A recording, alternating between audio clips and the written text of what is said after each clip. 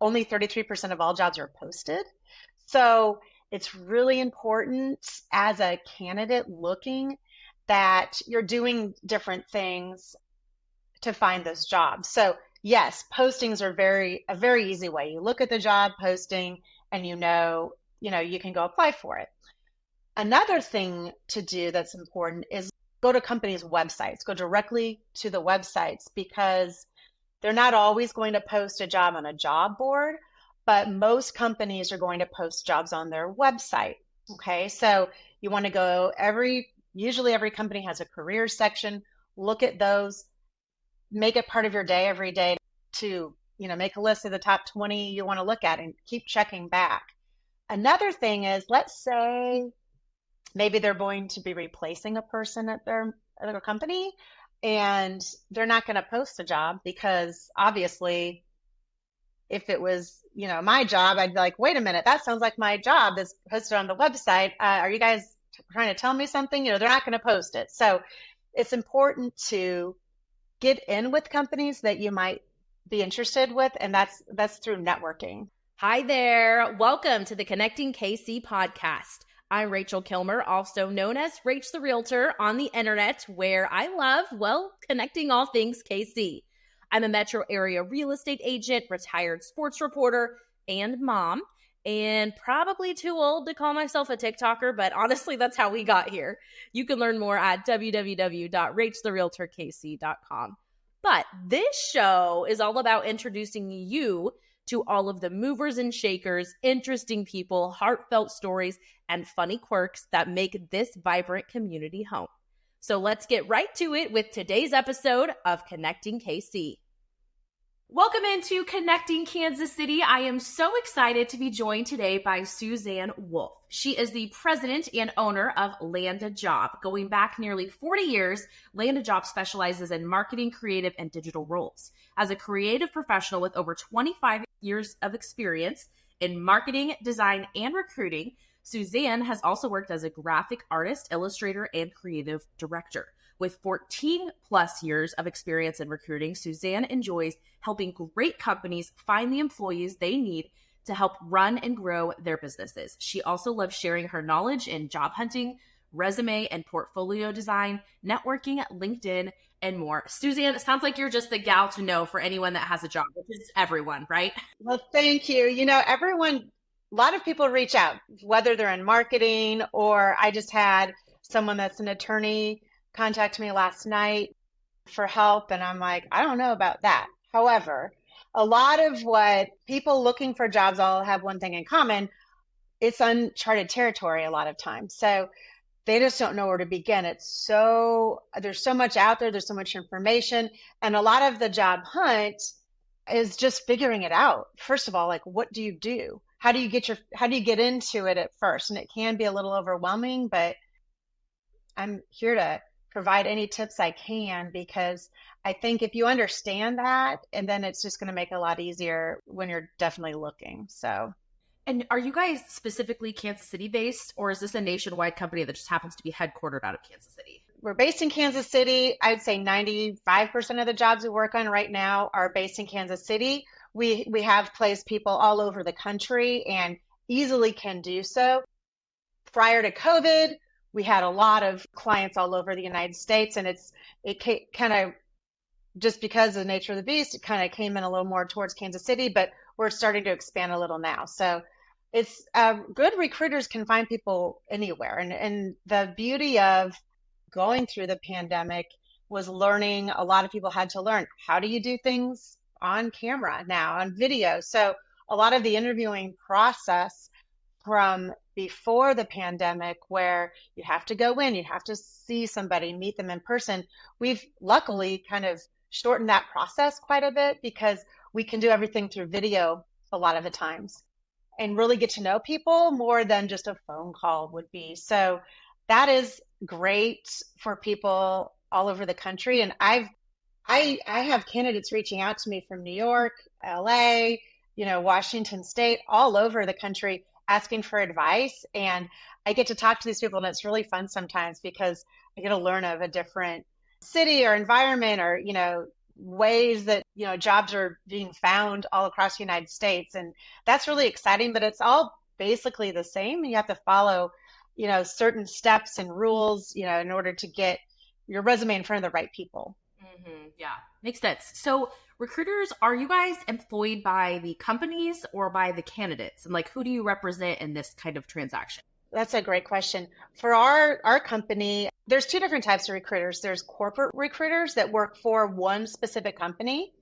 And then there's recruiters like myself and LandaJob that we're a boutique firm that we represent multiple different clients. So our clients come to us, hire us to find the good candidates to bring in for the job. So it's nice because some people think, oh, if someone reaches out to me for a job, I'm going to have to pay them a bunch of money, if I get that job. That's not the case. So there are people that do career coaching that'll help people through, a transition in careers, or if they want to, pay for those services, that's something different. But if a recruiter reaches out to you about a job that they have posted, or if you apply to a job, that should pretty much be a free thing for you to, the advice they give and then getting you that job. So you're not going to have to pay a portion of your salary or anything like that. I know right now people are a little hesitant sometimes because there's a lot of scams out there. When you apply for a job right now, you get hit with a lot of roles that maybe sound a little questionable. So you do have to be very careful when you're looking for those positions, because you want to make sure it's a legitimate company and it's not a scam. But like I'm kind of going off what you said. I'm getting too far ahead of myself. But companies hire us and we go find the people is basically how it is. Do you have a lot of candidates coming to you and saying, hey, I need a job. Can you help me? And do you have a process and system for that as well? Yeah, it is. Especially right now, there's a lot of, it's a big candidate market, right? So a lot of people are looking. So our advice to people when you're looking for a job is you have to be able to stand out from all the other people looking. And my biggest advice is when you're applying for a job, make sure you're putting your best efforts forward with your resume. So you want to make sure that resume really aligns with the position you're applying for. And there's rules to follow with the formatting of the resume. You want to make sure it aligns with, if a computer would be reading it, it's called an applicant tracking system. So you want to make sure those are ATS, applicant tracking system friendly, and you have the right formatting. There's lots of articles out there that talk about that. If you put in the resume that doesn't have the right formatting, it could maybe get missed by the system, and it could kick it out. So you want to be really careful that when you're applying, you have the right format. You also want to have the right keywords in your resume. So if it's a position that's requiring, experience with a certain software or program or type of, like if it was a marketing role, maybe they say they want you to have social media experience or experience with TikTok, Instagram, Facebook, those types of things. You want to make sure those words that they're asking for in the job description are also in your resume. That'll help get your resume up to the top of the, all the other applicants out there if it matches up properly. And if you think about it this way, if you're going to make sure, maybe a computer's reading the resume, maybe it's humans actually reading it. That's what we do at our company. Regardless, you want to make sure those keywords from the job description are in your resume based on the experience you have, because the more that you're a fit for that position, the more likely it is that you're going to be reached out to instead of someone that wouldn't have that. Mm-hmm. So it sounds like you're saying people really should be making a completely new resume almost for every job they apply to. Is that accurate? I think it's important to have a really good, solid foundation of a really good resume. And if you have to alter it slightly to fit a job description based on the experience you have, then that's okay. Different companies are going to ask for different things when they're looking for a candidate that's a fit. So if you have, it's really hard to put down all the experience you have on a 1 to 2 page resume. It's really, really difficult to do that. So sometimes you have to, you have to read into what they're asking for. If they're saying we want someone that has experience, in social media marketing, with TikTok, Facebook, Instagram, you want to make sure you have a bullet on your resume that talks to those things. Maybe you word it a little differently to change it around, but instead of saying, I have social media experience, because they're asking for these 3 specific things, you want to make sure the bullet you put in shows the experience you have with those items, as long as you have experience with them. So you never want to make things up. You never want to put something on your resume that's not true. But if you have experience in something they're asking for, you want to make sure that it's illustrated in your resume. Makes sense. Yeah, it is tough because sometimes people think, well, I'm just going to shoot out resumes. I'm going to do quick apply on LinkedIn and hit as many as I can because it's all a numbers game. It really isn't right now. It's more, how qualified are you for that position? So there's programs. We use LinkedIn. We use the recruiter platform on LinkedIn. It will sort people in order of how qualified they are for the position as the resumes come in. So where am I going to look first? I'm going to go for the people that are most qualified. So there's AI is a great tool, and it's out there, and it's helping everyone learn and do things a lot more sufficiently. So if you're just sending a resume out and we see it all day, every day, where the people they're not a fit and they're applying anyway because they just want to get in front of a recruiter's, recruiters don't have time to contact everyone that's not a fit. They just don't. Their goal is to fill that position with the fastest and best way they can. And they want the most qualified people that they're going to, stand out to be the ones they're talking to. So, it's just, you do have to take the time. So if you spend an hour fixing your resume to match the job description based on the qualifications that you have and the experience you have, it's going to be time much more well spent than if you just fire off resumes just because you think it's a numbers game. That's not how it works anymore. Makes sense. So it leads me to my next question, which I'm a real estate agent, so I get a similar question, which is hard, is how's the market? Which, as a real estate agent, I say it's like good and bad. The economy is so weird right now, like it's all over the place. So how's the job market? I would say it's pretty competitive for candidates. Jobs are picking up. There's a lot of jobs. Sometimes we place jobs that we never get to post. They never make it to our website. We have such a good pipeline of people that we've talked to that sometimes we can just reach out to those people before the job is posted. So I think the figure is about 33% of all jobs, only 33% of all jobs are posted. So it's really important as a candidate looking that you're doing different things to find those jobs. So yes, postings are a very easy way. You look at the job posting and you can go apply for it. Another thing to do that's important is go to companies' websites, go directly to the websites, because they're not always going to post a job on a job board, but most companies are going to post jobs on their website. Okay, so you want to go usually every company has a career section. Look at those, make it part of your day every day to, make a list of the top 20 you want to look at and keep checking back. Another thing is, let's say maybe they're going to be replacing a person at their company and they're not going to post a job because obviously if it was, my job, I'd be like, wait a minute, that sounds like my job that's posted on the website. Are you guys trying to tell me something? They're not going to post it. So it's important to get in with companies that you might be interested with. And that's through networking. Networking is so key because when you network, when you go to, I think you and I met at a networking event about podcasts, which was awesome. That's how we're doing this today. So go to where hiring managers hang out. Go to where the meetings they go to.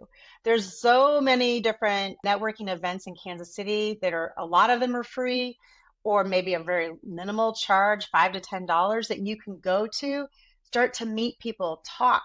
I had a need for someone at the beginning of the year for a graphic designer, and it was for someone that was going on maternity leave. One of our clients had reached out to me, and I had just met someone at a networking event a couple of days before, and she was right on my mind. So that was my first phone call.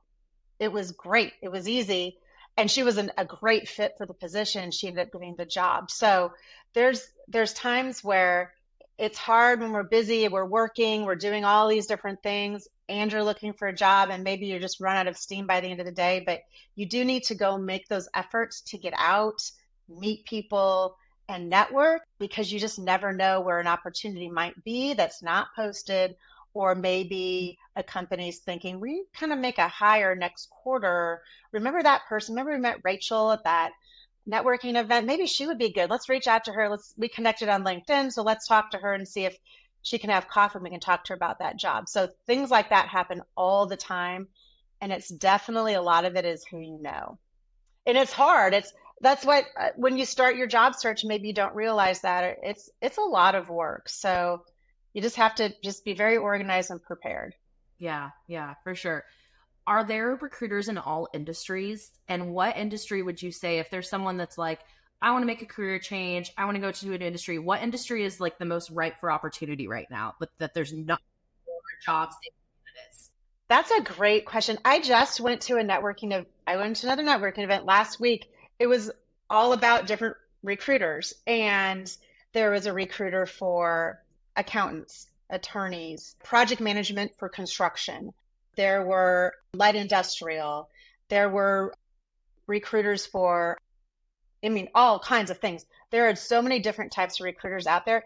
There are some there that I've been in the business for about 15 years and I didn't even know some existed. So I was like, oh, this is really great for me to understand that, because we get phone calls for people that aren't in marketing, creative, or digital roles. And I like to be able to refer people to different companies that I know and I can trust. So there's a recruiter for everything out there. You just have to be able to find them. So if you're confused on who to go to, you can reach out to me on LinkedIn and I can suggest someone for you, because I do know lots of people in different industries. So, but I think it's nice to work with someone. There's IT recruiters, a lot of IT recruiters. IT is always a really big, I used to do IT recruiting, and that's always a really big area where people are hiring. There's a lot of marketing roles also that people are hiring for too. I think, the job market's really picking up, and a lot of people looking are going to say, well, that doesn't feel like that to me because I'm still out of work, or I'm looking for a job and I can't find any. But I do think in an election year, especially, things tend to slow down a little bit. And sometimes companies are waiting to see what happens in November, and then things will start picking up. And I know that sounds a little strange. How do I know that? It's just a thing that happens every 4 years. So it could feel a little down, but you got to keep at it and keep going, because you just never know when you might have to find that job. It's so similar to the real estate market. It's so interesting. Is it? Yeah. So our company is LandaJob, and it was founded by Landa Williams, an actual person. So that's kind of cool to hear, because when people hear that, they're like, oh, that's cool. And, she was in marketing, and someone had the great idea for LandaJob because after her name. So she called me a few weeks ago and she said, I always had to be reminded of this every 4 years from my business partner, Ralph, that it's an election year and things can get kind of funny. So you might be going along strong, working on a position, and then all of a sudden the client's like, oh, now we're going to pause on that for a little bit. And this might happen to people looking for jobs. They're like, I was interviewing, I thought I had it, and they're going to give me an offer. And then they said, oh, we're going to have to wait a couple months for budgets, or, to see what happens with this and that. And then people are like, I'm so confused. I don't understand what happened. But because it is an election year, things can get people are like, they don't know. How is that in real estate? How is that similar? Kind of the same thing in terms of, and I don't think anyone's thinking I am making this decision because it's an election year, but I think it starts at the top. Everyone's kind of like, I want to look good, so I'm not going to make any splashes. So interest rates are a great example. Interest rates historically kind of in an election year, they kind of stop moving at the beginning of the year and then pretty much stay steady because no one wants to be the bad guy and drop them or raise them or, whatever. So typically, even interest rates, they kind of freeze. And then once whoever gets in office, then it like loosens up again, and then they'll go up or down. And then same thing with consumers. I don't think they're making a conscious decision to be like, I'm not going to buy a house because it's election year, but it's like people are scared. They don't know what's going to happen next. And so when you're nervous, you kind of have that like freeze, thing that you do. And you're like, I'm not going to make any major life decisions right this second. I'm just going to see what's going to happen. So I think it's very subconscious, but it's definitely like this like stop and go kind of thing. It's like a weird little dance thing. And then it's like someone gets elected and then it doesn't really matter who it is. It still just ticks back up. It's like, okay. Yeah, it's funny because when you look at all the charts, well, a lot of things, it really doesn't matter who's in office. It's going to, but I don't know. It's just that like nature, that human nature thing. So it is. My advice to people is, I mean, if you think that you're going to want to switch, start looking into the rules of looking for jobs. Get your feet wet now. They say the best time to look for a job is when you already have one. Okay. So you want to start learning. There are thousands of articles out there on how to look for a job, how to do a resume the right way. I mean, there's so many things you can educate yourself on. Starting there and then building your resume or taking it out, dusting it off and redoing it, to make it more modern. Those are things you can do just to prep. And then when you have your resume done and you see a job, you're already that many steps ahead. So that's good. I know having a good photo for LinkedIn is important, a modern, up to date. So this is one thing I wrote about, I think a couple of weeks ago, how it always strikes me as so strange when I'm talking to someone.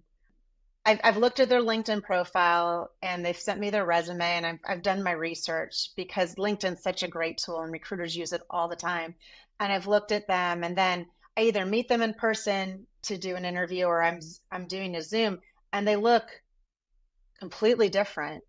And I understand why people do that. And they're thinking, well, maybe I looked, my hair was really good this day and it was 20 years ago or 10 years ago. And, I just am bored and I don't have time. It throws a person off when they're talking to you from what they're there to do is talk about your background. And they're just sometimes wondering, do I have the right person? Am I talking to the right person? I don't know if that happens to you, Rachel, or you see them in person for the first time, someone you're like, I think that's the person I saw on LinkedIn, but I'm not, but it's off. So you're sitting there trying to figure it out. And what you really want to be doing is asking about their background and how they're fit for the job. And it throws people off a little bit. And I'm not even the employer. So you have to be really careful. And a lot of times we have to kind of coach people on, hey, you might want to consider getting an updated photo for your LinkedIn. So when you go into the client, they're not feeling like I'm feeling. We're the first step in so many ways of like kind of educating people on what to do and what not to do. So sometimes it's a little tough to bring that up, but that's why recruiters, good recruiters will tell you that and be honest. So yeah. Yeah. So interesting. I could talk to you for like 2 hours about this, I think, but I like to be short and sweet for like a commute to and from work is kind of the idea. So I'm going to ask you 2 more questions that I ask everyone that's on the show. First one is, what is a great meal that you've had out and about recently in Kansas City? My favorite restaurant is Blue Koi, and they have dumplings and they have my favorite appetizer there is tofu with awesome sauce. They also have these bubble tea smoothies, but with boba in them that are blended. And that is we get those probably once a week there. They're so, so good. So Blue Koi, I would say that's my top favorite restaurant. That sounds amazing. I've heard great things about it. So yeah, for sure. Okay. Last question is, where can people find you if they want to connect with you, they want to pick your brain about the job market, or they want to work with you? What's the best way? Oh, yes. That'd be great. My email is Suzanne@LandaJobNow.com. So it's SUZANNE at LandaJobNow.com, or I'm on LinkedIn. I'm Suzanne, and then in parentheses, Frenzer, and then Wolff, WOLFF. Our website is landajobnow.com, and you can find me there as well.